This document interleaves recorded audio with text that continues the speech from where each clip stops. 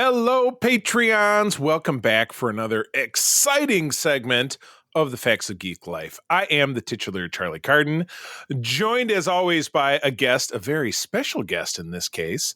That would be Missy Merchant, one of our top number one super duper supporters, not only on the Patreon level, but also someone who has made our interview program, The Personnel Files, possible. Missy, how are you on this fine nondescript afternoon since we record these in advance? It is gorgeous because I'm here with you, Charlie. Oh my God, does she know how to kiss ass unnecessarily? Oh my goodness. Well, today we're going to be embarking on kind of a multi-pronged new show, which is a favorite of mine. I've talked about this over on our main show at Secret Frenzy Night many, many, many times. That would be the 1988 through 1993 program from the NBC network called Quantum Leap.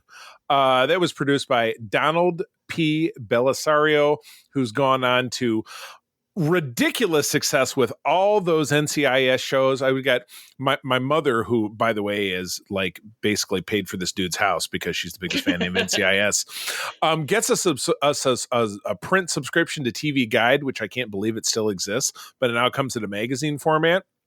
And we got it when we had it when we got back from the cruise. It says NCIS hitting its 450th episode. I'm like, what are they? What kind of story are they still telling? We've got another dead Marine down by the blah blah blah, this and that and whatever. And it spun off into like 52 different things. So anyway, this guy makes a lot of bread. But anyway, that show came on in March of 1989 and ended in May of 1993. It's the series starred Scott Bakula, Captain Archer himself, later on, of Star Trek fame. But this was really, unless I'm very much mistaken, kind of the first big, really much of anything he was in. Are you at all familiar with his career before this? Nothing I can think of. Nothing I can think of either. Gotcha. But anyway, he starred as Dr. Sam Beckett, a physicist who involuntarily leaps through space-time during an experiment of space travel, temporarily taking the place of other people to correct what he consistently discovers were historical mistakes. He's joined on this journey by Dean Stockwell, the late Dean Stockwell, passed away in 2021. As Admiral Al Calavici, his womanizing, cigar-smoking companion and best friend who appears as a hologram and researches and shapes his opinions of the past. Of course, Dean Stockwell also went on to be one of the humanoid Cylons in Ron D. Moore's Battlestar Galactica and joined Scott Bakula for a season 1 episode of Enterprise as a nasty alien, as I recall. So we're going to hop into talking about the first 5 episodes of season 1. It's kind of a cheat because episodes 1 and 2 are the pilot. So we're talking about the first 4 episodes of the season. And I will kick us off. I don't know if you have my notes open, but I'll read the summaries just to kind of make life a little bit easier. And then we can kind of give our thoughts. I've seen these as opposed to previous episodes of this show, like the Buck Rogers that I did with my friend Jonathan Snedeker and Todd Oxtra, where I had never seen it before. So my notes were really like pages long.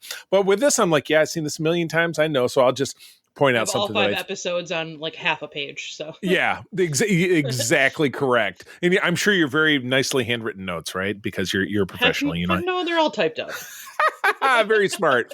Okay, well, episodes 1 and 2 are called, the series pilot, are called Genesis, written by David Hemmings and directed by Donald Bellisario.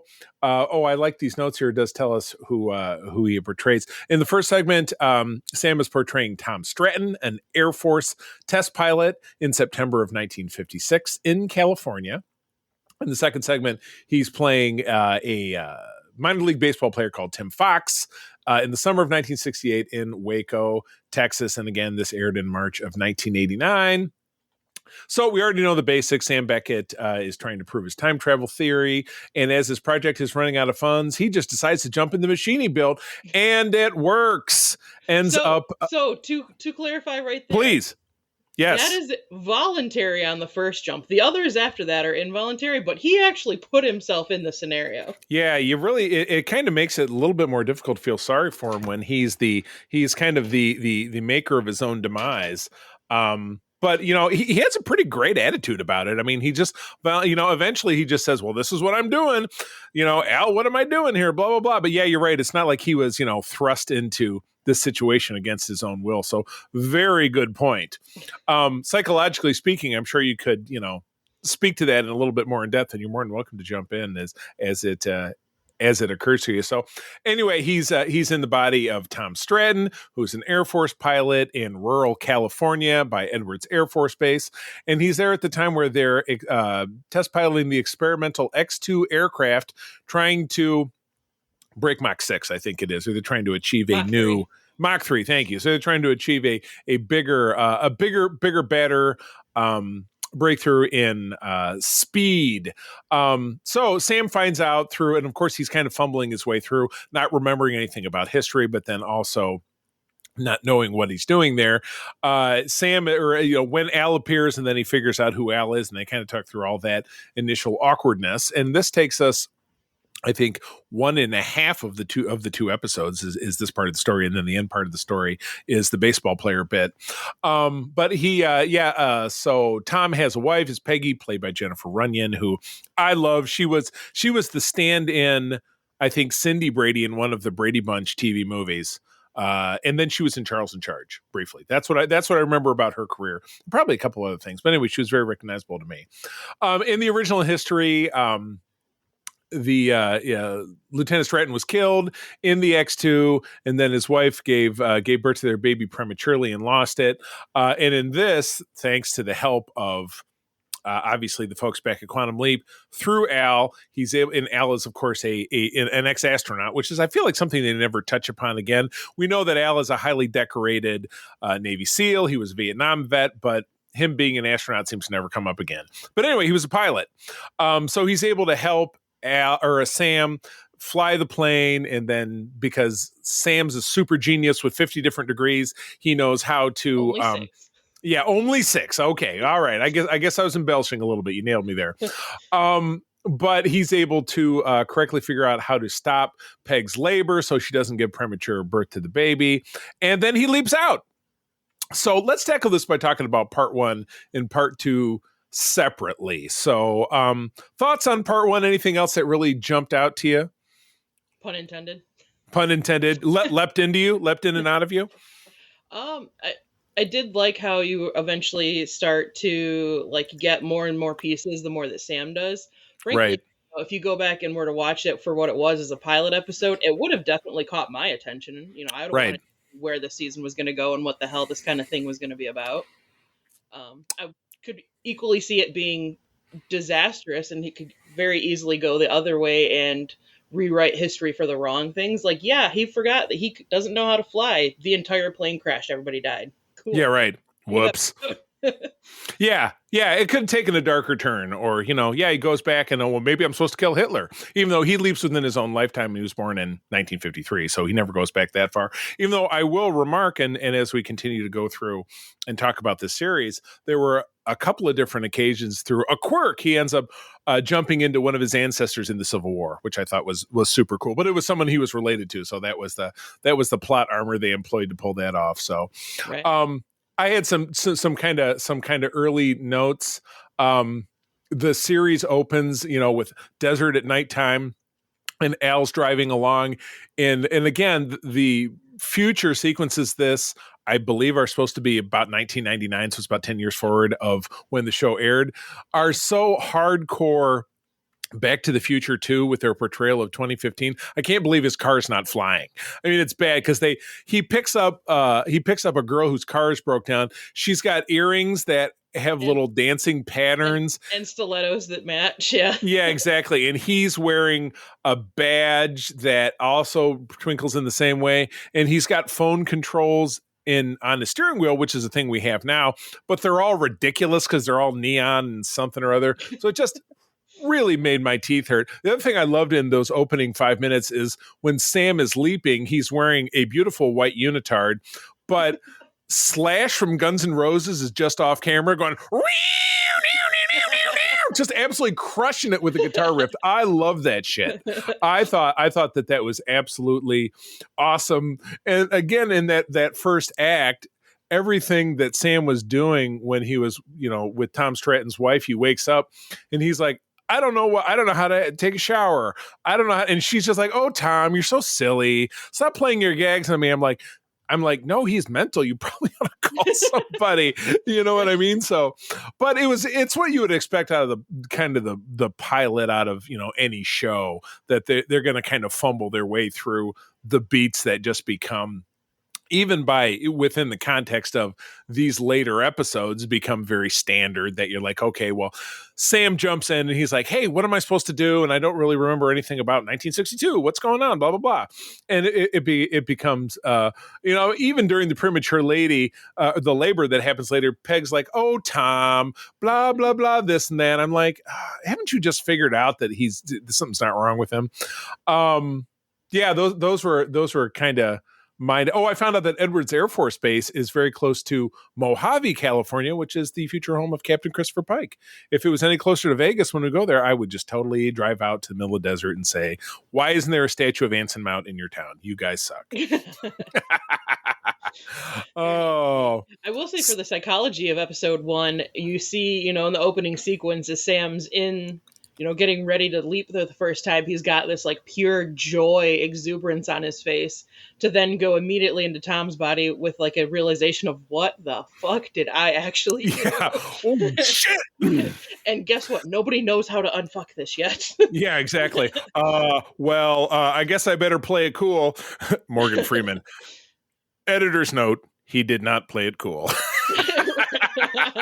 He was not cool. It was not a good situation. So, all right. So we move forward. Any other thoughts on the whole Tom Stratton thing before we move into the stupid ball player guy? No, I have lots of notes on the stupid ball player guy. Oh, good, because I have almost none. The one that really gets me is that anybody who's been listening to me for a long time knows that father-son stuff like super chokes me up. So in the course of being the ball player guy, Sam is able to kind of ferret out of Al his name, like his last name or his first name or both, and then he remembers. Yeah, he remembers his childhood phone number in Elk Ridge, Indiana, which is hilarious because, Missy, you were just in Elkhart, Indiana for our club working a show just last weekend. Or was that 2 weekends ago? I'm losing track of time. I feel weekend. Oh my God, it was last weekend. Yes, it was. Mm-hmm. Which is irrelevant because this show is topical and you don't know when we're recording it or when we're going to publish it. Ooh. Dun, dun, dun. Dun, dun, dun. But anyway, yeah, he's talking on the phone to an older man who is his dad. Now, later in the series, when Sam actually leaps into himself at age 16, Scott Bakula plays a dual role where they plaster some old age makeup on, and he's his dad as well. But and then as the phone call ends, a young boy comes in who has Scott Bakula's voice, who's Scott Bakula's a young boy. So. But anyway, yeah, this father-son stuff, like I'm very close with my dad, which I'm very glad because I'm not very close with my kids. I have two sons, they're 17 and 23, and we're not close, unfortunately. So that kind of stuff is always a real gut punch to me because I see both sides of it. So yeah, that was I'm not crying, you're crying kind of moment for me. It just kind of wells me up. So I will leave it at that. But yeah, what are your deep and powerful thoughts about ball player dum-dum in Texas here? Well, I appreciate the father-son dynamic of it. I could not for 1 second wrap my head around the little 16-year-old projecting Scott Bakula's very masculine voice. How'd you pull that off? Yeah, they didn't they didn't Mickey Mouse it or whatever. Yeah, it was ridiculous. Nothing. She's like, Dad, do they know how to milk cows? Yeah. Oh, hey, Dad. That was, I could understand the dynamic there. It was sweet. It was cool. It wasn't a tearjerker for me, but I don't have that dynamic. Yeah.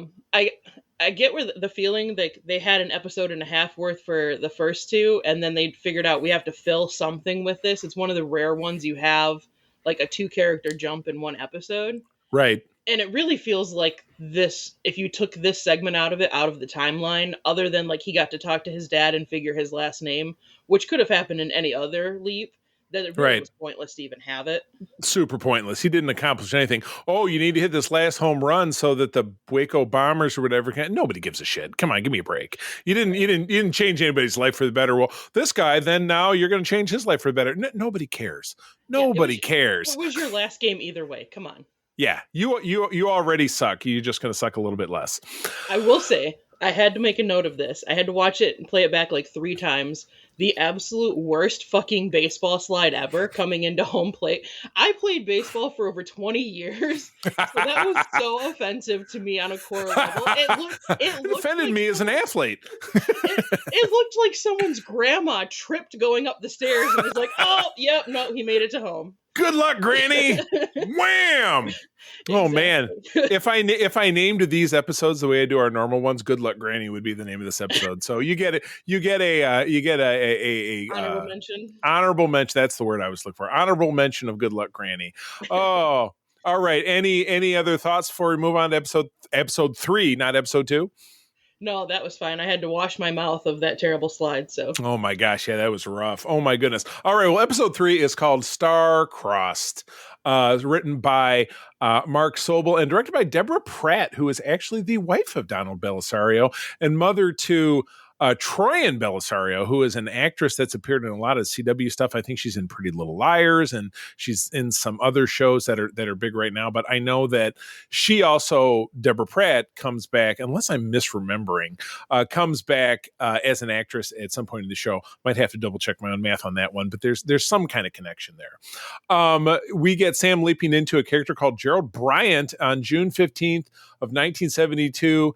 And I say this very jokingly because on an Australian podcast I love called Do Go On, whenever they're reading their fan mail, they refer to Ohio as God's country, which is disgusting to any of us in Michigan. But this takes place in Marion, Ohio.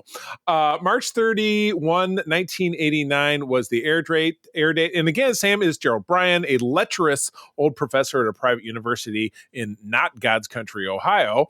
Sam's mission is to stop a young co-ed, Jamie Lee, from ruining her life by entering an ill-advised marriage with Sam's host. But along the way, Sam tries to change his own history. It's the first time that this is happening. And they jump into it right away. They jump into it, but then they went, they kind of do the Quantum Leapers Prime Directive thing, which is really pivotal and also comes back to bite Al in the ass later on in the series, as you'll see. Sam tries to change his own history by reuniting student Donna Elise, a very young and very supple Terry Hatcher. Oh my God. Who will, this was right around the same time she had a very bit part in an episode of Star Trek The Next Generation in season 2. She played a transporter chief who was seduced by Okana, who we now see in not only Lower Decks, but also in Star Trek Prodigy in animated form as a lecherous old man with one eye. There's a for men in her life. Yeah, exactly. So anyway, Donna Elise is will be a fellow PhD quantum physicist, and when she leaves him at the altar when they are 30 with her father before he ships out for Vietnam. Note here in Wikipedia, it says, something Sam did in his life resulted in Donna at least not jilting him at the altar, although he only remembers their marriage when he briefly leaps back to her at Project Quantum Leap in season 4's The Leap Back, which is a great episode.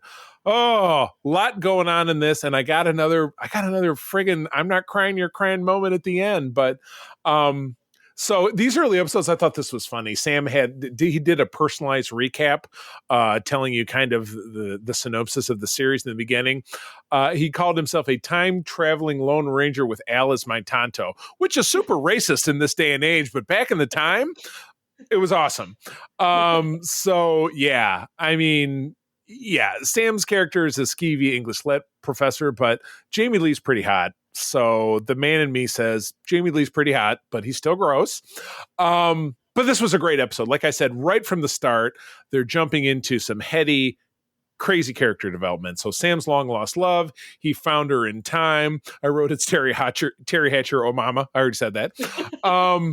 Jamie Lee's jock douchebag boyfriend was in Jag, which is another Donald Belisario series, which I loved. And it kills me that the morons at Paramount Plus don't have that. Sorry, I know. Now we're not going to get that endorsement. I'm so pissed. They don't have that entire series available. There were 10 seasons of that, and it was about Navy lawyers, and it starred David James Elliott, who I always thought was a Canadian, who I always thought was a great actor, and the unbelievable Catherine Bell. Oh my God. But they have like bits and pieces of the different seasons in there, which just makes me insane because it was a CBS show. But anyway, the guy who played the doucher boyfriend was Michael McGrady. I have notes on him. Yes. What's that? It's Michael McGrady. What now? I have notes on him just because for me, a Hocus Pocus tie-in ×2. So he's Michael a Hocus Pocus guy. Oh, okay. He was in Hocus Pocus. I just met him in January down in Orlando. He was the motorcycle cop in Hocus Pocus. Oh, there. Yes, he And was. Yeah, he it was. It was. was.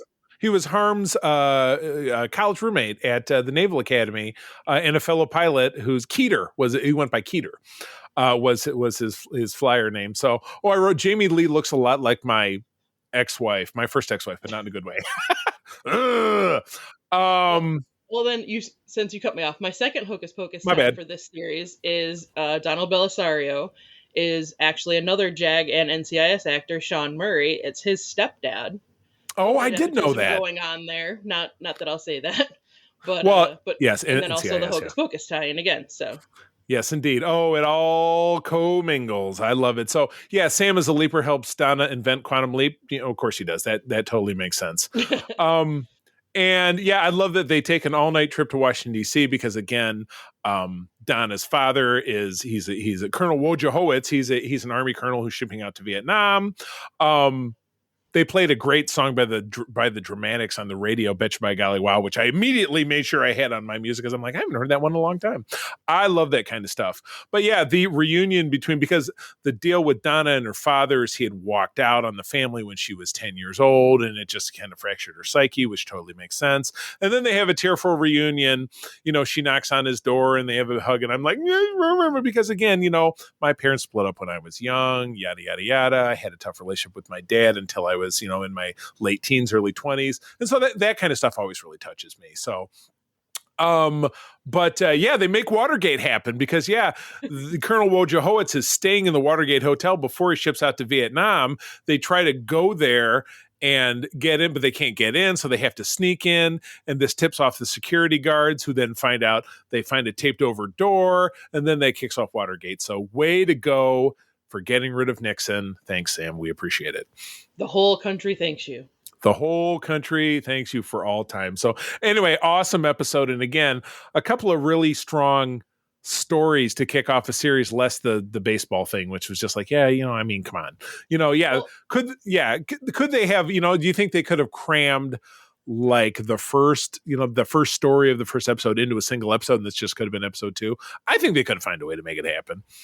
that, or I think they could have expanded the second half of Genesis 2, like what happened after the birth and how did that impact the medical side of things now that they have this new discovery to stop labor. Yeah, right. Because, the second segment of that was maybe 10 or 15 minutes. It's just like, oh, God, we're running short. Let's throw in something else. So anyway, all right. So no, go ahead, please. I was going to say, before we jump, pun intended, to the next one. Womp womp. If you want to talk about an episode with daddy issues, what I thought throughout this is, especially the few times you get a glance of Dr. Bryan's actual face, I said, so gross. I coded it as "what a mug." Yeah, it's a mug that not even a mother could love. Right? I mean, not even Scott Bakula could love. So, ouch! Yeah, big time. Even he said it would be an improvement if he messed up my face. Yeah, that's not good. Yeah, when Oscar's like, I'm gonna beat your face," he's like, "Well, it couldn't hurt." Right. But what kind of daddy issues did Jamie Lee have going on? Ooh, Looked God! At that and was like, "This is the man I'm going to marry. This is the one I'm going to pledge my life to." As I said, when it reminded me of my first ex-wife, her name is Alicia. It's pretty much the same thing. I'm a few years older than she was when we got together. She lied to me about her age. And I should have really known from the beginning that she was not really on the level. But anyway, not to digress too much about me, but yeah, talk about a woman with daddy issues. The parallels are kind of scary. But anyway, all right. Lest we digress. Moving on to episode 4 is The Right Hand of God, written by Gilbert Shilton, directed by John Hill. Sam is Clarence Kid Cody in October of 1974 in lovely Sacramento, the capital of California. From April of 1989, Sam is a crooked boxer who must win the championship in order to win the money that his new manager's nun's sister Angela and sister Sarah, who received his contract from a deceased parishioner, that's weird, need to build a new chapel. Sam must have church. Don't ask questions. Yeah, I know. I'm Catholic myself, so I try not to. Sam must achieve this while saving his host from the retribution of Jake Edwards. Guy Stockwell, the gangster, paying him to cheat, and also keeping the promise to his host's girlfriend, Dixie, who is a comely stripper for a better future for them. And again, I'm sorry if I'm being very manly in this. It was just, what can I say? There's a lot of sexiness in these first few episodes of Quantum Leap. So hopefully I'm not upsetting anybody. Feel free to at me on Twitter at the C3 if I'm being obnoxious. I will happily take your feedback. All right, kicking off, we still have that personalized narration, and I could totally see why that drops off in time, because it adds like another minute or 90 seconds to the show. And you know what? You got to sell those commercials. The show's not paying for itself. So you can kind of see it. Season 4 would be like a 5-minute interlude. So. Exactly. And then this happened, and then blah, blah, blah, this thing and that thing or whatever. So Sam is kind of a ham and egger boxer like Rocky, and he's nowhere near as handsome or ugly as Stallone is, I think, in that role. But he's a dirty boxer who's on the line to some nuns to build a chapel. No pressure. I mean, it's all going to pay off. I love that, naturally, because it's the 70s, you can wear pants that could double as a checkered tablecloth in an Italian restaurant. I thought that was a slam dunk. Oh, and Sam's girlfriend. Oh, I've already touched. I'm not going to get myself in any more trouble there. So, and my last big note is that as Sam is having his training montage to get ready for the big fight, they have a very faked out version of the Rocky theme. It's like, you know what? This is that meme of Bart Simpson taking the cake that says "You tried" and throwing it in the trash. You tried. Is that the episode title? You tried. You tried. No, it's still Good Luck Grandma. Okay. All right. So what'd you think? This was not my favorite. I'm not gonna lie. True. It was very run of the mill. I agree. I mean, it was run of the mill. Is it relatable? It's kind of a trope you see. Whatever athlete you could insert, boxer, basketball player, whatever. There's the mobsters or the bad guys that we're gonna pay you to do it our way, and then there's some other charitable person, organization, some goodness in the world that has goodness, right? Goodness, whatever holy above you. So I felt like that was a little overplayed, but also it was a little confusing to be like this huge dramatic lead up to in the back of the mobster's car, if you don't lose, we're just going to blow your kneecaps out and you'll have your little paddleboard for the rest of your life. Great. Thanks. Right. To at the very end, my stripper girlfriend just figured out, we'll just bet on this and we'll pay everybody. And then mobsters are like, oh, okay, yeah, that's fine. We're just gonna leave, literally saying nothing. It's totally fine. Right. And then they take the dude, and it's funny. It was an early role. Roscoe. The guy who guy who was the bookie, and I'm drawing a blank on his name, but he's one of those. Oh, it's that guy who was most recently in The White Lotus as the husband of Jennifer Coolidge's character. But he's been in just friggin' everything. And John Grise is his name. I looked it up. I did look it up while I was watching this because I was curious. So. In my last thought, they're playing to win the day in the boxing match. There's a sexy stripper distracts the other boxer by streaking. And that is the 70s personified. People running around naked and boxing and winning a bunch of money or whatever. Good stuff. Oh, why don't you ask Sister Sarah to streak? Yeah, exactly. Yes, break the glass. Break loose of the patriarchy. Break the glass ceiling. There you go. Oh, all right. Okay, we're taking it. Boy, this ended up being a short one just because we had the 4 episodes, and I feel like you and I have seen these so many times that we just didn't have to take a lot of notes. And plus it's a very easily accessible show. The themes aren't so deep that we got to dig with the show to be like, well, what did this mean? And what did this other thing mean? But we had 2 great episodes, and then we had 2 that I would say didn't exactly blow me away. But anyways, episode 5 is How the Test Was Won. How clever.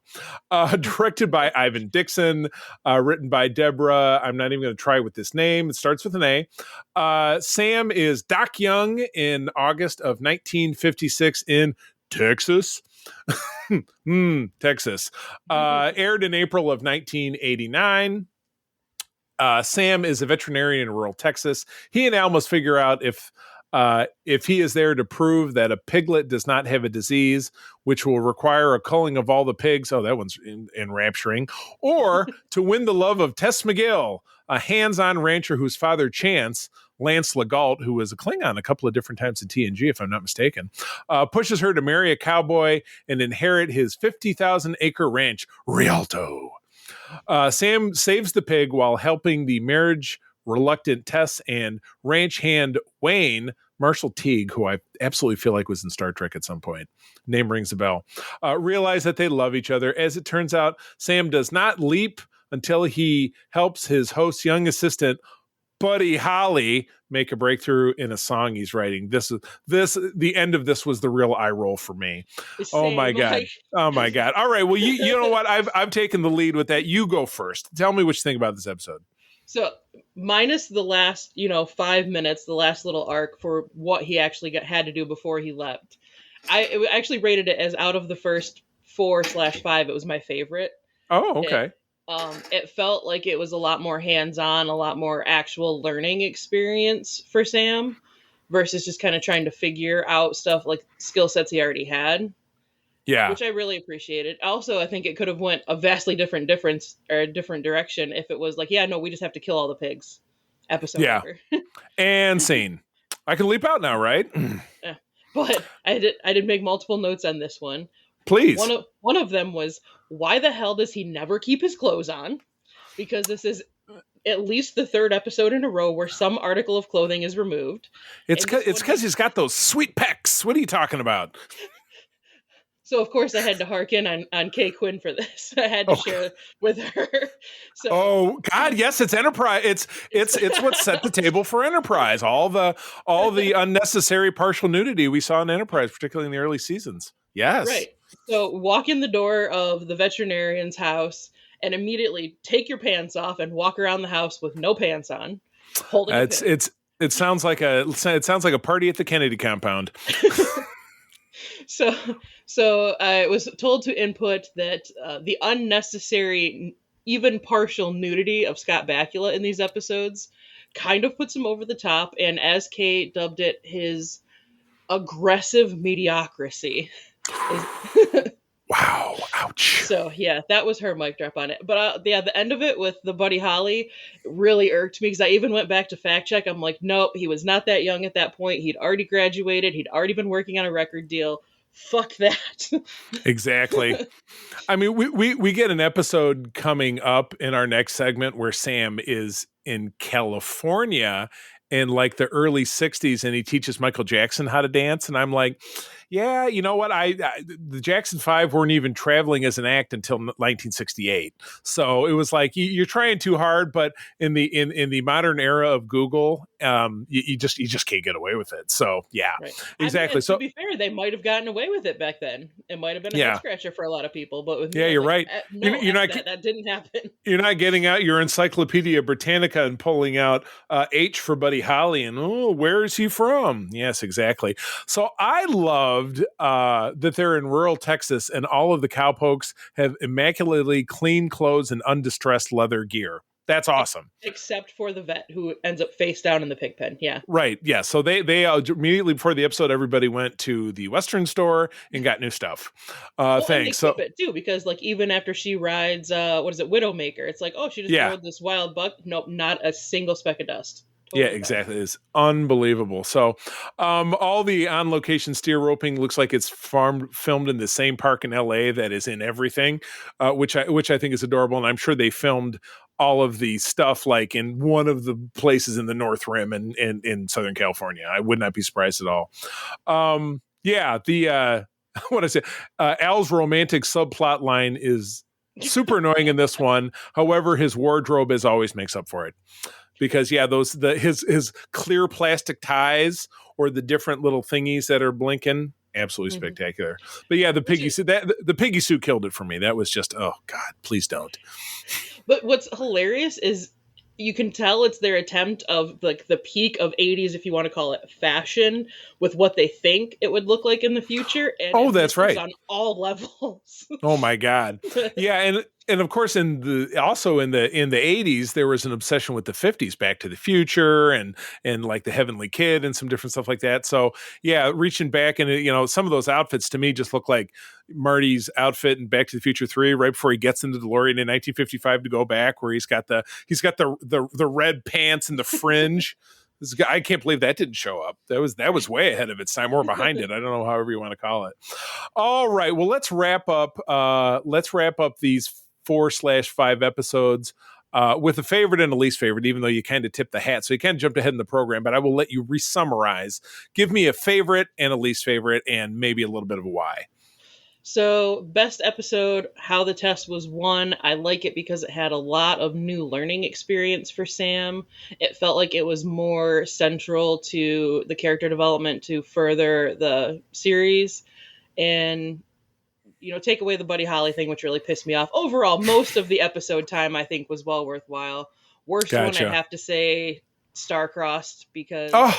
I know. I didn't like... I mean, I can't include the half episode for the baseball guy, but I have to say Star-Crossed, I could not buy into the Jamie Lee, Dr. Bryant love interest. That is just way too much. She needs way too much counseling for my taste. Right. No, I can't hardly argue with that. And the little sneak at the Watergate, I was just like, that. I mean, yes, it's cool, haha, Watergate, but I'm like, again, it really adds nothing. Haha, Watergate could be a new honorable mention of the title. Haha, Watergate. Well, I'm gonna have to flip this. I'm going to have to flip the script. I'm almost totally opposite of you, because my favorite was Star-Crossed Lovers, because Terry Hatcher and the emotional reunion with her dad, I thought it was great. The quest for lost love, something I've dealt with in my own life. I get, and it's kind of just heartless, so heartless, and I like in the end that when we get to the end of it, it ends up working out for him, because they do end up together in a future that he doesn't get to enjoy, which also kind of sucks. And then my least favorite, I'll let you have The Test Was Won. I won't jump on that, but that Right Hand of God with the Rocky bit and the nuns and the ham and egger box, that's just dumb. It's just dumb. As much as I appreciate the wardrobe, because I love to riff on anything from the 70s, the decade I was born in, I just don't know what people were thinking about what they were wearing out of the house. It was totally ridiculous. Oh, to be fair, my worst episode was Star-Crossed / The Right Hand of God. They could have went either way. So, I got you. Yeah, it was a tie. So I would say overall, after the right out the gate, and again, you and I will come back in a subsequent episode and talk about episodes 6 through 9, because it was just a 9-episode season, which is why we decided we'll just tackle the whole thing. Why not? And we did it pretty succinctly. We did it in less than 45 minutes, which I think is pretty good. But yeah, we'll be coming back for this. So hopefully you enjoyed. Missy, where do people find you out there in the world of the intranets? I'm most accessible on Instagram at mama_merch33. Excellent. And of course, you can find me over on Twitter at the C3. Go ahead and spell it out. As I always say, my lovely wife, April, and I run the USS Grand Petoskey, of which Missy is one of our senior officers, our ship's counselor. We are one of the largest chapters of the International Star Trek fan club in the world. We're based here in West Michigan, but I'm actually also the regional coordinator for Michigan and Eastern Canada. If you're listening to the sound of my voice, want to learn more about it, please feel free to drop me a line either on Twitter or certainly from our website of the same name. Want to thank all of our Patreons, including Missy. Missy, you're breaking the fourth wall. You're one of our top tier Patreons, and you're a part of the staff talent. So you are kind of all things that you are. So thank you very much to you. And to all of our Patreons. So we will be back with this show in the future. I'm going to tell you, as always, thanks for joining us. Sharing is caring, and to keep on trucking. And as always, may you find hope in the stars.